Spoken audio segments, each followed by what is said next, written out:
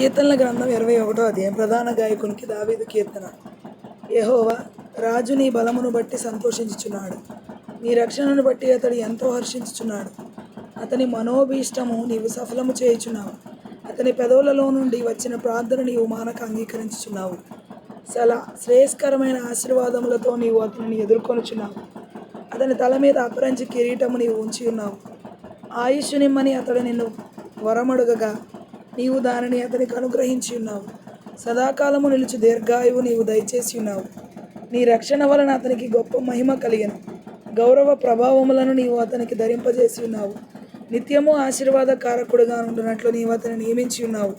నీ సన్నిధిని సంతోషముతో అతని నులిసింపజేసి ఉన్నావు. ఏలయనగా రాజు యెహోవా యందు నమ్మిక ఉంచుచున్నాడు. సర్వోన్నతుని కృపచేత అతడు కదలకుండా నిలుచును. నీ హస్తము నీ శత్రువులందరినీ చిక్కించుకొనును. నీ దక్షిణ హస్తము నిన్ను ద్వేషించు వారిని చిక్కించుకొనును. నీవు ప్రత్యక్షమైనప్పుడు వారు అగ్నిగుండము వలె అగుదురు. తన కోపం వలన యెహోవా వారిని నిర్మూలము చేయును. అగ్ని వారిని దహించును. భూమి మీద నుండకుండా వారి గర్భఫలమును నీవు నాశనము చేసెదవు. నరులలో నుండకుండా వారి సంతానమును నశింపజేసెదవు. వారు నీకు కీడు చేయవలన నిన్ను ఉద్దేశించెదరు. పాయము పన్నిరి కానీ దానిని కొనసాగింపలేకపోయిరి. నీవు వారిని వెనుకకు త్రిప్పివేసెదవు. నీ వింటి నారులను బిగించి వారిని ముఖము మీద కొట్టుదువు.